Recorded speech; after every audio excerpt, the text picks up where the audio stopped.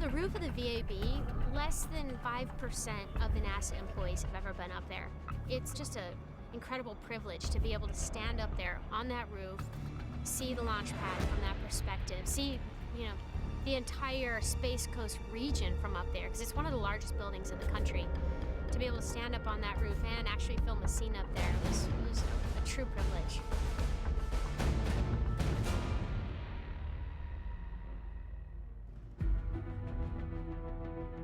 The SSPF is the space station processing facility. So they pack all the clothes, the food, the research materials, everything that goes up to the space station. So those folks are working in bunny suits. And here we come with the film crew, and our guys had to wipe down the cable. I've never seen cleaner cable than the cable we had inside the SSPF.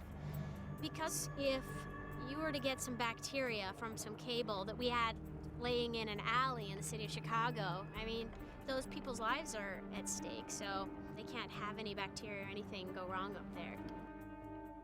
It was really amazing. This crew has been so great. They wiped down everything.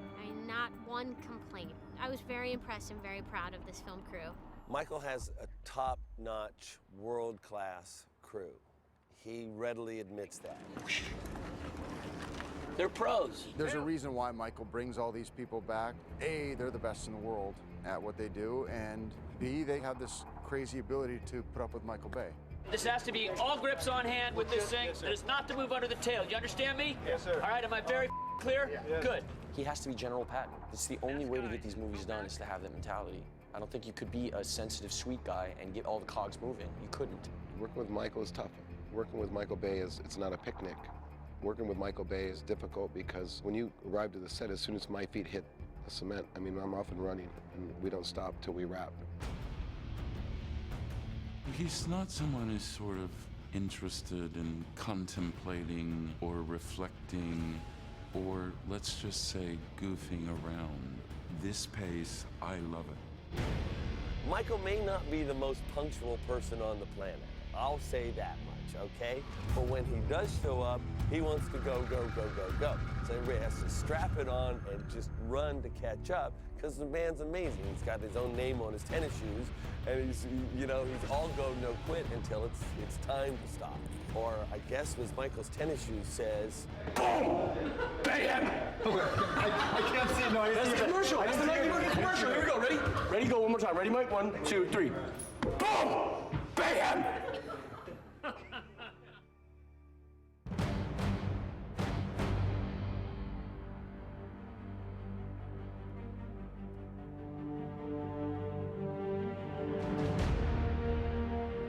Being at NASA, there's history here, and it's American history. It's certainly someplace that you've always been aware of, at least since I was a kid. And so many things in our lives came from NASA. I've got one of those Tempur-Pedic beds, that came from NASA. There were several fun things that we did in our association with NASA, one of which was that Mike got to go downstairs into the shuttle control room and talk to the astronauts in the space station. Guys, we were just filming a thing from Apollo 11, basically. We're recreating mission control, so that's why we're here at NASA. Well, that's great. I love the first two movies and look forward to seeing the third one. When is that supposed to come out? That comes out July 4th, and this one's the best of them all. It actually focuses on the space program and why we really went up to space. To protect Earth from the evil Transformers? I think one of the great things for me about having a NASA and a moon theme in the film was that we got exposed to NASA. And for me, growing up as a kid in the 60s and watching man land on the moon, there was something epic historically that touched all of us. And to have that become a part of our film and to meet Buzz Aldrin and to meet all the folks at NASA, both at Cape Canaveral and the Johnson Space Center that we met, and to see firsthand what it is that those folks do to send astronauts into space is mind-boggling and just an enormous human accomplishment that really made a mark on me and our entire crew.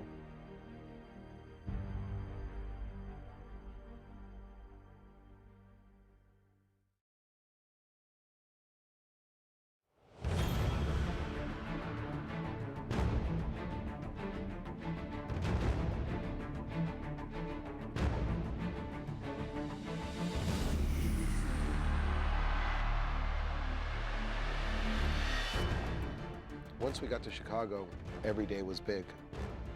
This is an American city, and they gave it to Bay like, play. It's your sandbox. We're doing stuff in downtown Chicago that's never been allowed before. This is the biggest thing to film in Chicago ever. How they are able to do that blows my mind. It's like, that doesn't happen. I knew Chicago was going to get it. I mean, I know they do fireworks here twice a week, but boy, we have a whole different kind of fireworks. We were looking at different cities just to see like a different look other than Los Angeles, because he loves Los Angeles and filming here, but he wanted something different. So I think when he saw Chicago, and it's a pretty spectacular looking city, so once he saw it, he was like, oh, this is it. Chicago was the most amazing city in terms of what they gave us, the amount of access, the amount of closures. Michigan Avenue is a street that they said they've only closed twice in the history of Michigan Avenue. They closed the bridge, once for Oprah Winfrey and once for me. We shut Chicago down for a good month and a half. 6 weeks we were in Chicago, and we didn't leave anything unturned, really. We did Chicago. We turned the streets of Michigan Avenue into sort of 9/11-esque World War III eruptions all down the streets with rubble and falling buildings and burning cars and crushed light poles and that sort of thing. We could only get the streets, the big destruction scenes on the weekend, and in a very limited amount of time, and it was usually all night, is when we had to set up these massive scenes of mayhem and debris and destruction. We had all the larger pieces on wheels, so we could tow them in at night, tow them out the next morning. A lot of it's polystyrene, and we made it as light because we had to maneuver them. So we certainly made everything as light as possible just for maneuverability. Then my team came in with mobile rubble and smaller rubble. There was another team that came in and placed cars and burning cars. Some of those scenes have 80 and 90 cars in them, and they all have to be prepared in certain ways. Some of the cars that they wanted burning on set have to be stripped of all interior, all upholstery, all plastic, anything that would give off toxic fume if you burn them. So those are stripped completely, and burn bars are put in so the special effects can bring flames up and take them down as necessary. Anything that's going to be flipped over, we have to pull motors, transmissions, gas tanks, so you can burn them without any danger. Other cars would be wrecked on scene. 3, 2, 1, and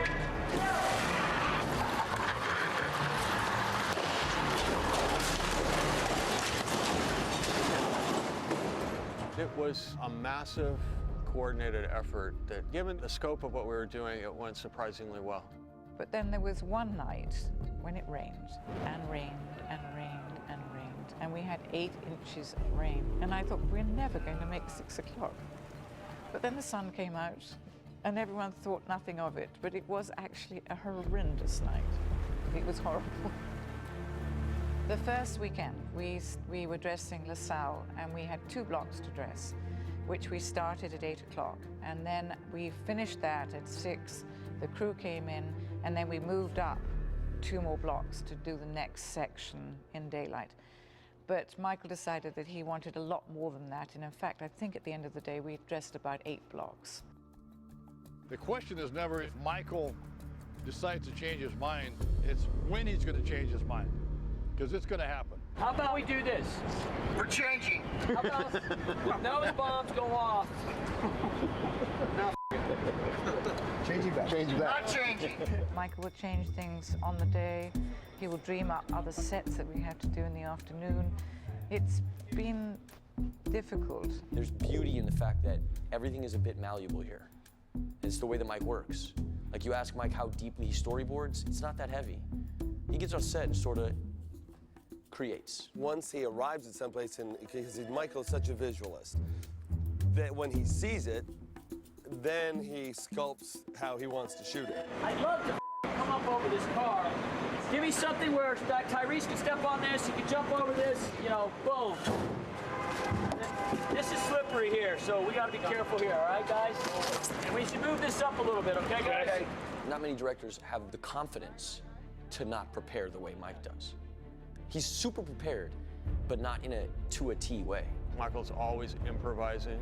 He's always adding things. You know, he'd come in on the day and be very inspired by this or that. And wow, all of a sudden, you know, we're turning left when we thought we were going right. Why is your timing so different on these two cars? I think this event should go together. Anything you want, but that's what you gave me. Well, they should go together. Well, I gave it to you wrong, Jim. I don't care. I just go and plug it. All right. But we got to tell everybody. I know, so let's figure it out. He prepares enough to be able to have a malleable environment on set. And that's why this crew is incredible, is they need to adapt to whatever Mike's thinking when he's on set. Art department, right here. Help us out, man. I think what I'd like to do is push in. Move all this shit, guys. Give me some fires by this truck right here. Give me some stuff, right? Clear all those other cars, put them on the other side so optics could rip around so fast.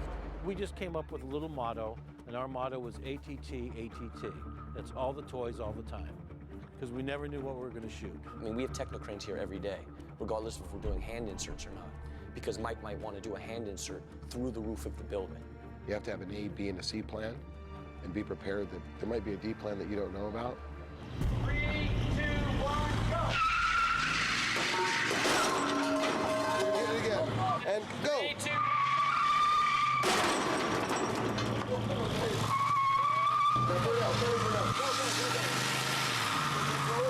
Okay, stop. Right. one more time, hit it. Get One more ready. time, hit it. You're gonna hit it on this one, guys. Go.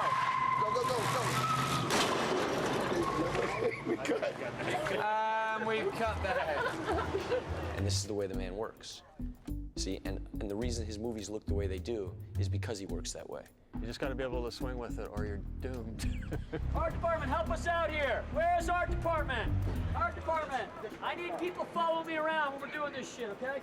One of the things that Michael wanted was to try to do a lot less in the computer when it comes to all the destruction and all of the action that's going to happen. Michael Bay loves special effects. He likes to do it real. And on film, right there. He loves what we do, and he's constantly calling for us and calling for me. Okay, Schwab. And Schwab. Schwabby. Hey, Schwab, can we burn anything around here or no? Schwab, start the fires. Hey, Schwab, I want to see you start rigging that over here right now. Schwabby, let's talk about the cues. When we first got there, we had 2 or 3 cases of 3F, black powder, which we wrap our own bombs and make it up.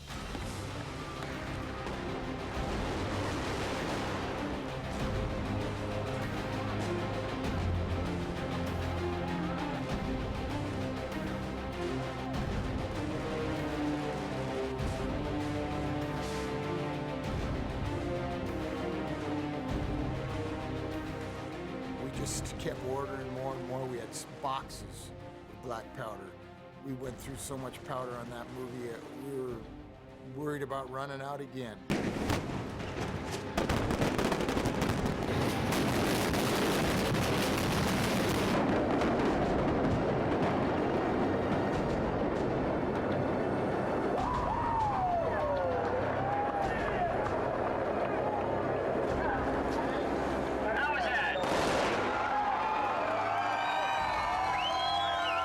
I've never seen more people turned out to watch shooting of a film. A lot of times people show up, there's really very little payoff, but they had plenty of great stuff to see.